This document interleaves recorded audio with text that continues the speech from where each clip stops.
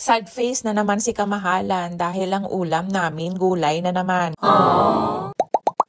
Hello ladies and gentlemen, hindi pa ba kayo nagtataka na halos magdadalawang linggo na akong walang mukbang na inihanda sa lamesa? Paano ba naman kasi magdadalawang linggo na araw-araw 6 na oras walang kuryente? At sa sobrang hina ng kitaan dahil sa brownout na yan, kaya ito gulay lang ang aking nakayanan kasi wala tayong budget pang mukbang.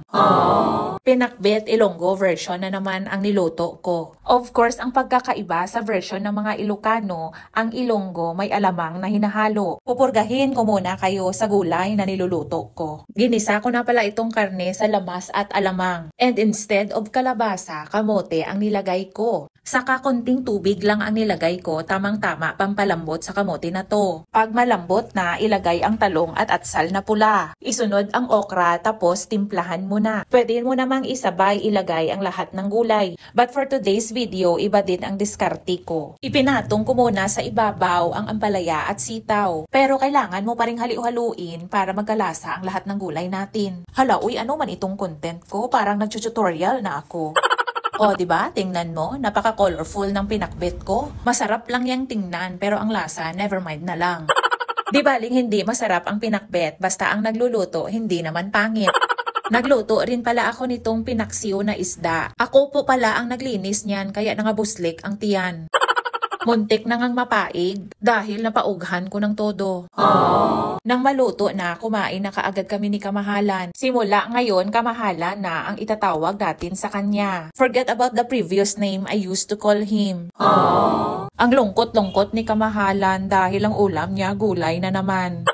Tapos nagmukhang kawawa pa dahil sa momo sa kanyang baba.